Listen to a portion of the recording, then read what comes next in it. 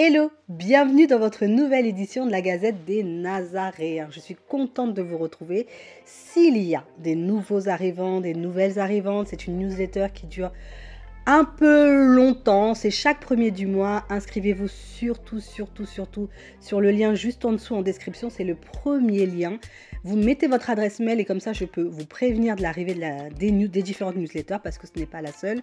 Et aussi, s'il y a d'autres choses qui peuvent vous intéresser, je vous en informerai directement par mail parce que Instagram ne m'appartient pas, YouTube ne m'appartient pas.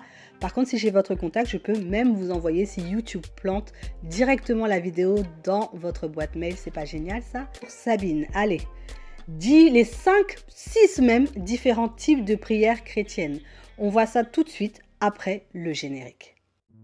Bienvenue dans votre newsletter vidéo, la Gazette des Nazaréens, dédiée à la parentalité chrétienne, mais pas que. À tout de suite. Alors, les différents types de prières chrétiennes. Déjà, quelques petits reminders. Quel que soit le type de prière que vous faites, sachez que vous pouvez les faire pour vous, mais pour d'autres. Je sais, ça paraît bateau de dire ça en commencement comme ça, mais on oublie déjà de prier quand ça va, alors on oublie aussi de prier pour d'autres quand vous voyez quelqu'un qui est dans une situation difficile et même une personne pour qui vous avez un peu d'animosité, le chef, la chef, et que vous voyez qu'il lui arrive quelque chose, des fois on dit « Ah bah, chef !» après tout ce qu'elle nous fait, etc. Non, on va prier plutôt pour elle et pour l'accompagner dans l'épreuve qu'elle a. Et peut-être que ça va même, Dieu voyant la prière va vous aider à ce que votre relation se passe beaucoup mieux. Ensuite, il y a aussi une chose qui a, on va dire, justifié le fait que je veuille faire cette newsletter sur les différents types de prières, c'est que je me rends compte que très peu de chrétiens savent, surtout dans la branche catholique, vous allez dire, à chaque fois je suis en train de dire surtout la branche catholique, la branche catholique, la branche catholique.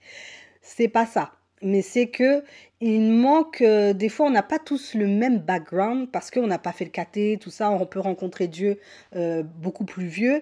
Et dans notre branche, c'est vrai qu'on a tout ce type d'enseignement au caté. Et parfois, même au caté, on ne l'a pas. Je suis animatrice de caté. Dans les livres, il n'y a pas forcément noté ce genre de choses. Et je trouve ça indispensable. Pas seulement de dire quand ça va, je prie, quand ça va pas, je prie, quand voilà, j'ai une épreuve, je prie, mais un succès aussi, je remercie, etc.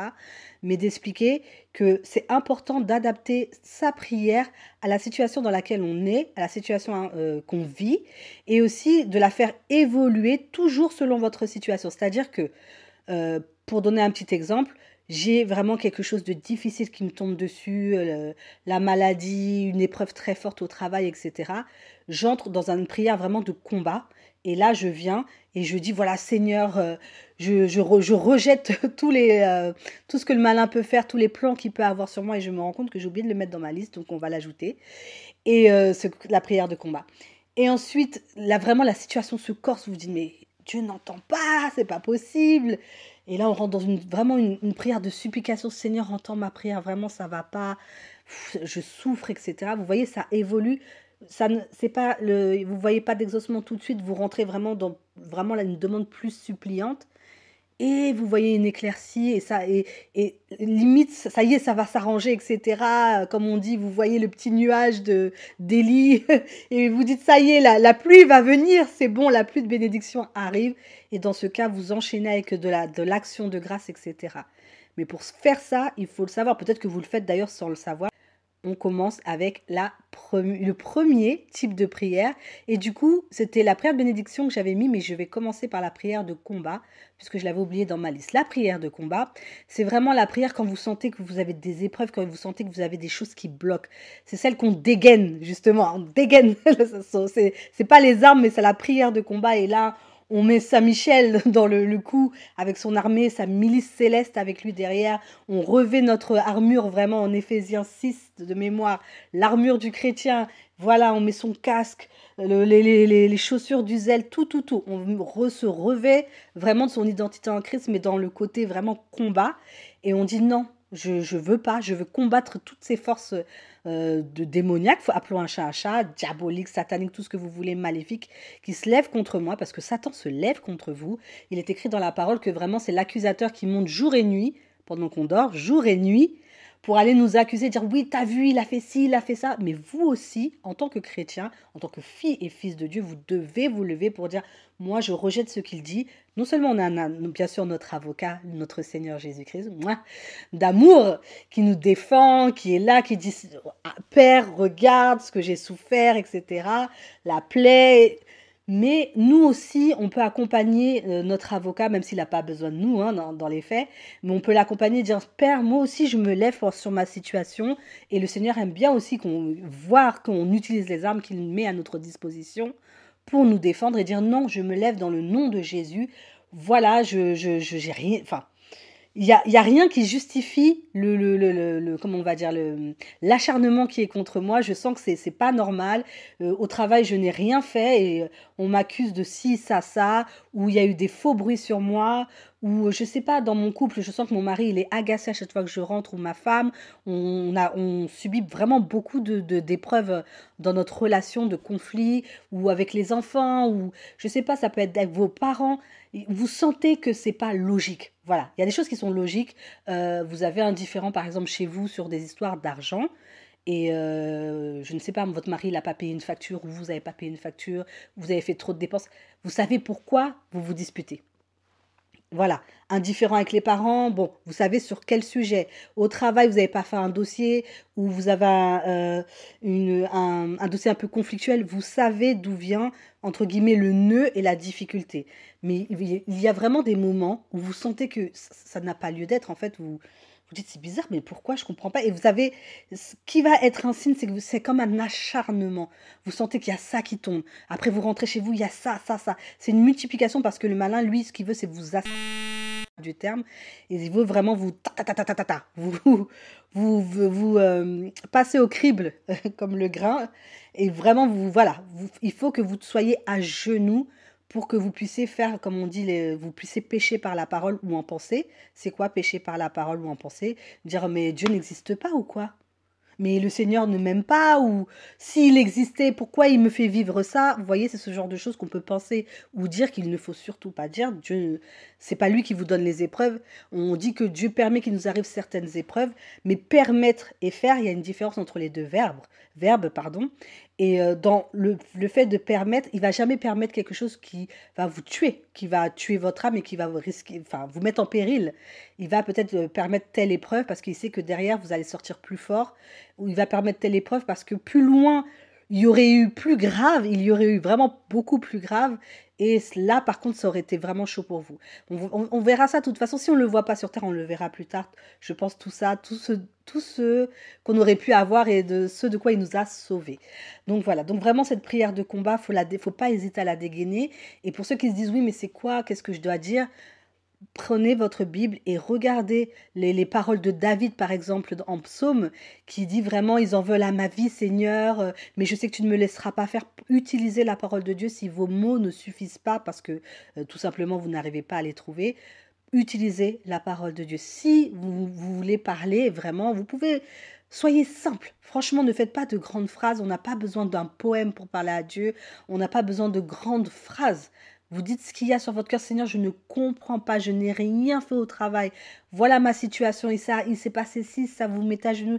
Vraiment, Seigneur, je suis abattue. Je ne m'en sors pas. Je ne sais pas quoi faire. J'ai essayé plusieurs choses, mais ça ne fonctionne pas. J'ai besoin de toi. Vraiment, envoie-moi ta milice céleste. Saint-Michel, descends, s'il te plaît, avec ton épée et remets de l'ordre dans cette situation. Demandez l'aide de votre ange gardien aussi, qu'il prie avec vous, qu'il vous accompagne, que la veille, le soir, pardon, vous priez pour le lendemain en demandant à votre ange d'aller au-devant de cette journée et d'aplanir les sentiers pour que tout se passe bien. Souvent, j'aime bien, quand je vous parle de parler à son ange, de lui demander d'aller au-devant de la journée et aussi d'aller peut-être parler à l'ange de gardien de l'autre personne pour dire, bon, qu'est-ce qu'on fait, comment on peut aplanir tout ça, parce que le but de la personne là-bas, de l'autre côté, c'est, elle se rend pas compte en fait qu'elle vous fait tout ça, et même si elle s'en rend compte, elle n'a pas idée spirituellement de ce que ça peut engendrer pour elle déjà, et pour vous. Donc son ange, il n'y a pas quelqu'un qui a, en fait, quand je suis gentille, j'ai un ange gentil, l'autre là, ma chef, elle est exécrable, eh ben, elle a un ange méchant. Non, tous les anges gardiens sont bons et ils œuvrent pour que nous puissions vivre bien et selon la volonté de Dieu. Donc quand vous envoyez votre ange comme ça, ils vont prier de concert pour que ça puisse s'arranger. Donc voilà, la prière de combat. Ensuite, on va reprendre mon fil du coup que j'avais préparé, la prière de bénédiction. Bon, ça paraît simple, hein. La prière de bénédiction, c'est vraiment demander à Dieu de répandre ses bénédictions sur soi, sur autrui, on n'oublie pas les autres. Et voilà, bénir, de toute façon, ça se traduit un peu par dire du bien des autres, demander du bien pour les autres, demander voilà la bénédiction de Dieu sur les personnes qui vous entourent. Et ça peut être, je sais pas moi, que Dieu te bénisse. Souvent, on aime bien, moi j'aime bien dire, bah, même pour un livreur Uber, hein, mais je lui dis franchement, que Dieu vous bénisse, merci merci de la livraison, que Dieu vous bénisse dehors ou à n'importe qui. Moi, c'est vraiment, c'est limite le merci que j'ai, que Dieu vous bénisse, merci, que Dieu vous bénisse. Voilà, c'est ça, bénir, c'est de porter vraiment la bénédiction et ne soyez pas radin, ne soyez pas chiche sur la bénédiction, donnez-la largement parce que Dieu nous la donne gratuitement nous-mêmes et nous la donne largement. Donc, je vais vous prendre un exemple de le tirer de la Bible. En Nombre chapitre 6, verset 24, vous avez que l'Éternel te bénisse et te garde. Vous pouvez répéter cette bénédiction, même sur vos enfants le matin quand ils s'en vont, votre époux, votre épouse, vos enfants, la famille, vos parents, même quand vous raccrochez. Bah écoute, bah à bientôt et puis que l'Éternel te bénisse et te garde, que Dieu te bénisse, c'est important. Ensuite, il y a aussi une prière que j'ai choisi de vous présenter, que je trouve bien. Abraham, quand il s'est séparé de Lot, il lui a dit, toi tu iras d'un côté, moi j'irai d'un autre. Lot est du côté de Sodome, malheureusement sur le chemin il s'est fait choper. Donc voilà, et l'un des serviteurs de Lot a pu s'enfuir et est venu prévenir Abraham. À l'époque était encore, il me semble, Abraham. Bref. Et oui, il y a Abraham, je vous invite à regarder l'épisode que je vais mettre juste là avec ma fille, où on explique un peu cette histoire d'Abraham. Il prend des soldats, Abraham, pour défendre son frère, et ses cousins, mes frères en Christ, et il va le défendre. Oui, parce que justement, dites-moi, c'est frère ou cousin? Parce que quand je lis dans la Bible, je vois frère et je me dis c'est frère en Christ, et en même temps, j'ai quelque part des réminiscences de connaissances qui me disent mais non, c'est son cousin, Lot, c'est le fils de son frère. Quelqu'un peut me dire en commentaire? Ça me fera bien plaisir. Je vais chercher, hein, mais au moins on participe ensemble. Donc il va le chercher, voilà, vous savez comment ça se passe, une bataille, etc. Bref, sur le chemin du retour, il y avait le roi de Salem, et je crois aussi de Sodome. Et du coup, le roi de Salem était avec son prêtre Melchisédek, et c'est en Genèse chapitre 14, versets 18 à 20. Voilà, vive les notes. Et ce prêtre décide de bénir Abraham et de faire une prière.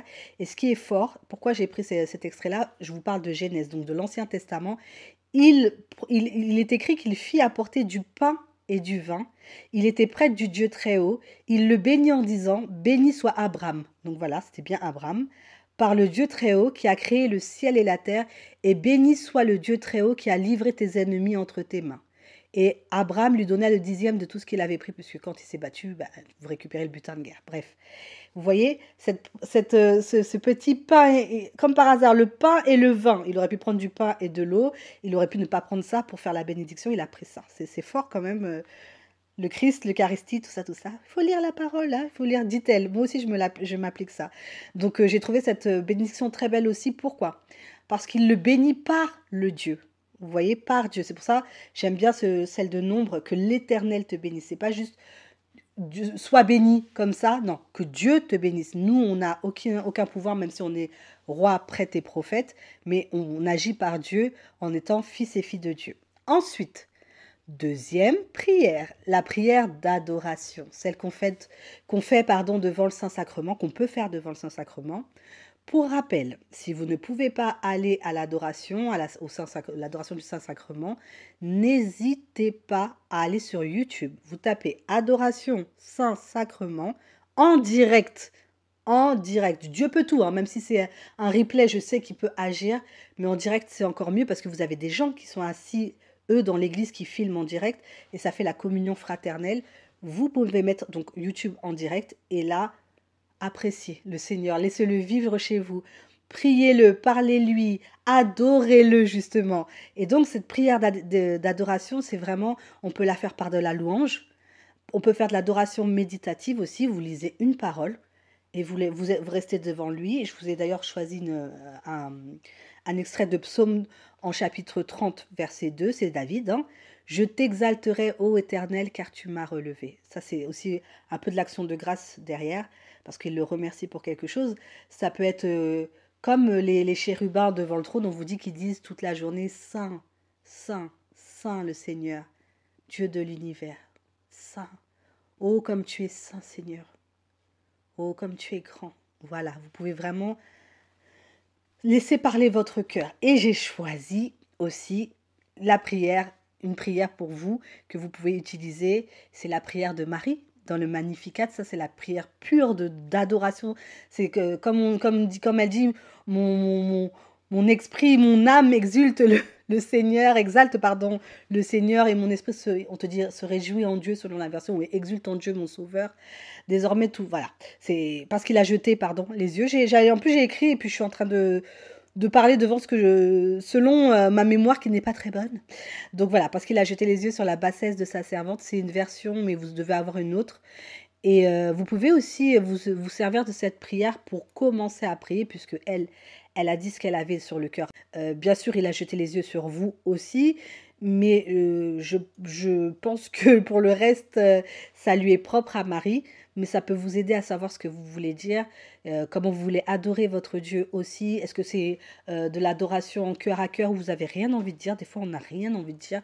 On veut juste rester là et voilà, qu'il vous parle et que vous lui parliez, des fois il vous régénère aussi, des fois, souvent il dit à certains mystiques il, il nous dit à travers certains mystiques, c'est plus juste, de venir se reposer en son cœur, de venir, voilà, prendre ce qu'il a à donner. Vous voyez comme il est grand, il veut rien quoi, il donne tout tellement en largesse et en gratuité, c'est très beau. La troisième prière, la prière de supplication. Alors ça peut être une prière de demande. D'ailleurs, ça peut commencer, comme je vous l'ai dit, par de la demande. Vous présentez vraiment... c'est celle qu'on fait communément, hein. C'est quand on a besoin de quelque chose, on a voilà, une demande à faire à Dieu. Et elle peut, comme je vous expliquais au début, se changer en prière de supplication. Là, vraiment, quand le besoin devient plus urgent, quand la situation est vraiment difficile. Vous savez, c'est dans les pires situations. Notre orgueil, entre guillemets, orgueil, et on a compris qu'on ne pouvait rien faire, en fait. C'est souvent ça lorsqu'on est en mode, bon, j'ai tout essayé, là, il n'y a que Dieu qui peut faire, même si vous avez prié peut-être avant, hein, mais là, il faut vraiment vous baisser les bras, et c'est là que Dieu, d'ailleurs, se manifeste encore mieux. C'est lorsqu'on lâche prise et qu'on lui dit, fais, là, je ne peux plus. Suppliez Dieu. Ayez un cœur contrit. Dieu aime les cœurs brisés, les cœurs contrits, pas par sadisme, mais parce que qui n'aime pas que son enfant vienne, en tant que parent, vienne lui demander de l'aide? Quel parent n'aime pas ça? Moi, j'aime bien voir ma fille, maman, là, j'arrive pas, oh là là, j'arrive pas, fais voir, etc. Déjà, vous avez toute cette image de votre enfant petit et vous le voyez venir vous demander, même tout grand, de l'aide. C'est assez touchant. Il y a ce côté un peu cœur de parent. Et il y a ce côté, ben, il va pas demander à quelqu'un d'autre, il vient me demander à moi, en fait. C'est à moi qu'il fait confiance. C'est en moi qu'il met sa confiance et c'est en moi qu'il met la solution dont il a besoin pour son problème. C'est très important de voir ça comme ça. On passe à la quatrième prière qui est la prière d'intercession. Le fameux je prie pour les autres et pas que pour moi. Là, c'est vraiment la prière en faveur des besoins des autres, des demandes des autres. C'est, voilà, t'inquiète pas, je vais prier pour toi. J'intercède pour toi, ma soeur, mon frère, t'inquiète pas. Et vous avez Jésus qui, en Jean chapitre 17, verset 9, dit je prie pour eux, Père, etc. Vous avez fait aussi la prière. Alors, cette prière-là, faite par Moïse pour le pardon du peuple d'Israël. Vous savez, quand ils montent à la montagne et qu'ils sont là en mode, bah, il va pas redescendre, c'est bon, en gros, il nous a arnaqués.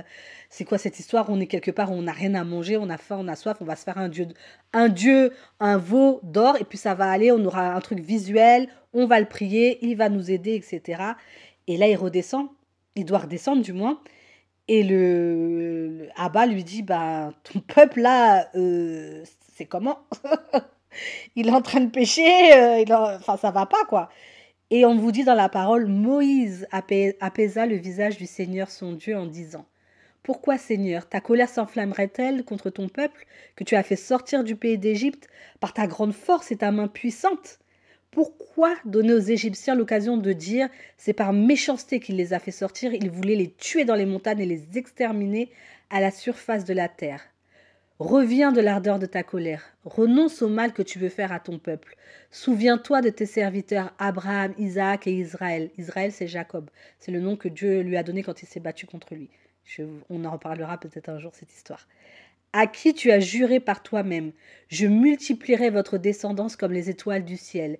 Je donnerai, comme je t'ai dit, tout ce pays à vos descendants, et il sera pour toujours leur héritage. Le Seigneur renonça au mal qu'il avait voulu faire à son peuple. Moi, j'aime bien ça, lire ces petites phrases-là, parce qu'on a l'impression qu'on a un Dieu lointain déjà, un Dieu, deuxièmement, à qui on ne peut pas parler, un Dieu méchant, un Dieu punisseur, etc. Dieu, c'est pareil quand il a décidé de faire venir le déluge, etc., pour faire une espèce de reset de la terre. Il est dit que quand il a vu tout ce qu'il a fait, etc., il s'est promis de ne plus jamais faire ça. Vous voyez, euh, c'est pas qu'il est pas parfait, mais même dans sa perfection, il sait se dire non, je fais plus ça. Voilà, c'est l'amour qui parle en fait. Et nous, des fois, on a du mal. On fait du mal à quelqu'un, on a du mal à se dire oui, bon, je recommencerai plus.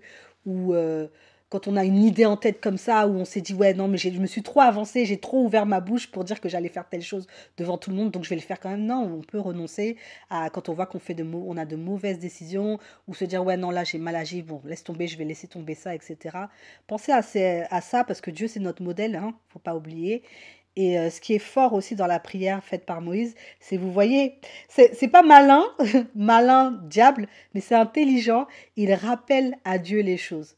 Mais tu les as fait sortir d'Égypte avec toute ta force et tu veux encore aller les exterminer alors que tu as mis toute ta force. Mais que vont dire les gens? Ils vont dire que tu étais méchant. Tu les as fait sortir pour après les tuer. Mais non, tu peux pas faire ça. Donc bon, c'était Moïse et sa relation avec Dieu. Chacun crée sa relation avec Dieu, bien sûr. Vous pouvez avoir un autre type de prière, mais c'est pour vous dire, ne soyez pas arrivés, oh, bonjour Dieu. Non, non, non, allez-y, cash. Parlez-lui, c'est votre Père. Soyez tranquille dans votre prière. Voilà, Père, ce qui est arrivé à un tel. Tu te rends compte, comme il a fait, tu te rends compte, elle a pas de travail. Son fils, je sais pas, il va plus à l'école. Et maintenant, ils veulent la virer de son appartement. Seigneur, non, c'est pas possible, tu peux pas laisser faire ça. Vous pouvez prier comme ça peut être cette prière d'intercession-là, ou Seigneur, ou ça peut être plus simple, je te prie pour un tel homme que j'ai vu dans la rue, je me suis dit, j'avais vraiment à cœur de prier pour lui parce que ça m'a fait de la peine, il était dehors, il faisait froid, il pleuvait, moi j'ai vu que j'empruntais la bouche de métro et j'étais à 2 stations de chez moi, d'un lit chaud, d'une douche chaude, d'un frigidaire rempli, et lui il n'a rien en fait, pas de réfrigérateur rempli, pas de lit chaud, pas de douche, et il était dehors. Il n'osait même pas ouvrir sa main pour demander l'aumône parce qu'il pleuvait et on le sentait gêné. Enfin, voilà, parlez avec votre cœur. Bon, là, je suis en train de vous faire toute une narration, mais vous savez ce qu'il faut dire parce que vous serez les meilleurs pour intercéder pour les personnes pour qui vous avez à cœur de prier. 5e prière, on va dire maintenant. Ah oui, je vous ai dit les anciens chiffres, mais en vérité, on est à 6, puisqu'on on avait rajouté la prière de combat. 6e prière, la prière d'action de grâce. Qu'est-ce que j'aime cette prière? Je les aime toutes parce qu'elles ont tout un but, mais celle-là, c'est vraiment la reconnaissance de la gratitude qu'on peut avoir envers Dieu pour ses bienfaits, pour les bénédictions qu'il nous a données. Et je l'aime parce que ça veut dire qu'il qu'il nous a répondu et qu'on peut lui dire merci parce qu'il a répondu positivement à ce qu'on voulait. C'est pas toujours le cas. Dieu sait ce qu'il fait et ce qu'il veut pour nous. Des fois, on est un peu frustré, on se dit, mais oh là là, pourquoi c'est non, etc. Dieu sait ce qu'il fait pour vous, frères et sœurs. À partir du moment où vous priez en vous disant, c'est selon ta volonté, le reste, ce sera plus facile à avaler, en tout cas si c'est non, ou si ça prend du temps, parce qu'on sait que sa volonté est toujours la meilleure. Alors, comme je vous l'ai dit, c'est vraiment pour remercier Dieu, c'est pour exprimer sa gratitude et sa reconnaissance. Il y a 10 000 façons de dire merci à Dieu. Vous pouvez encore une fois chanter. Vous pouvez crier à Dieu, comme on dit, crier tout le cœur. Seigneur, merci, j'ai mon examen, j'ai mon permis, mon enfant a réussi ceci, cela. Vous pouvez dire comme dans Jérémie, le chapitre 17, verset 14, je te rends grâce, ô mon Dieu, ô Seigneur. Vraiment, là, pour le coup, vous pouvez y aller dans les ô Seigneur, ô mon Dieu. Ça ne sera pas invoquer le nom de Dieu en vain, parce que dans les 10 commandements, on parle de invoquer le nom de Dieu en vain, et souvent c'est en faisant ô Seigneur pour un oui, pour un non. Mais là, vous pouvez y aller. Alors là, et je vous ai mis aussi la prière faite par Paul. J'ai pas écrit les prières, mais vous pouvez aller voir en Colossiens, chapitre 1, le verset 3 à 4, et en 1 Thessaloniciens, chapitre 1, verset 2 à 3. Et quand il prie pour les autres églises, en fait, il fait une prière d'action de grâce pour les autres églises pour remercier les efforts qu'ils ont faits, remercier Dieu de ses grâces et de lui donner enfin, c'est quand même une sacrée tâche d'avoir ces églises comment on appelle ça, sous sa responsabilité. Et donc, voilà, il est heureux que ça fonctionne, que ça aille. Bravo pour avoir fait telle chose, etc. Vous pouvez rendre grâce à Dieu pour tout, en fait. Tout, tout, tout. Dès le matin, d'ailleurs. Il y a la prière d'action de grâce, elle doit être quotidienne. Merci Seigneur, tu m'as fait ouvrir les yeux. Merci Seigneur, je suis bien arrivée au travail. Merci Seigneur, tu permets à mes enfants d'aller à l'école. Merci Seigneur, pendant que vous faites la nourriture, tu permets qu'on puisse manger. Quand on va se coucher, merci Seigneur pour la journée que nous as permise de passer. C'est permise, je vais y arriver. C'est une prière quotidienne. Et enfin, pour finir, la prière de louange. On n'y pense pas souvent parce qu'elle ressemble beaucoup à tout ce qui est action de grâce. Justement, c'est pour ça qu'elle arrive juste derrière. C'est pas plus mal. Et c'est une prière où vous demandez rien. Est-ce que ça existe, frères et sœurs? Une prière où on ne demande rien. Pas forcément. Peut-être la prière d'action de grâce, justement, pour remercier. Mais même dans le remerciement, des fois, hein, non. Je pense que c'est vraiment la plus belle des prières aussi. Moi, ça couplé avec la prière d'action de grâce.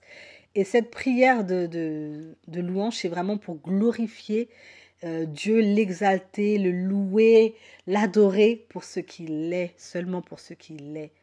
Lui dire, oh Dieu, comme tu es grand, comme je vous ai dit tout à l'heure, comme tu es grand, comme tu es puissant, comme tu es adorable, comme tu es louable, saint est ton nom, comme tu es saint. Juste ça. Des fois, vous ne sentez pas au fond de votre cœur, surtout, ça arrive souvent. Je ne dis pas que ça n'arrive pas quand on est arrivé à un certain stade dans la foi, mais quand on vient de rencontrer Dieu, quand on est nouveau-né en Christ, mais on a cette prière d'exaltation quotidienne dans le cœur. Mon Dieu, je suis aimé, c'est pas possible, mais Dieu est grand, mais Dieu est bon. On a envie d'aller toquer à chaque fenêtre, chaque porte et dire aux gens, mais Dieu existe, Dieu est là. Et ben c'est ça, ce feu-là, il faut le garder quotidiennement, même quand ça va pas. Et ça se traduit à travers des prières de louange, comme on dit les Lévites et Asaph en 2 Chroniques, chapitre 7, verset 3. Louez l'Éternel car il est bon, c'est louez-le, sitar, ça c'est dans les psaumes, louez-le avec la guitare, louez-le avec les sitars. C'est comme je vous dis, vous pouvez chanter, vous pouvez danser, vous pouvez faire gratter votre guitare si vous savez gratter votre guitare, jouer au piano, danser comme David devant comment là je fais comme si en dessinant vous alliez deviner, vous savez, surtout si vous m'écoutez, vous devez être plié. Allez Seigneur, aide-moi. C'est fou d'oublier comme ça. Bon, si ça me revient, je dirais, je vais pas tenir 4 ans à vous dire le.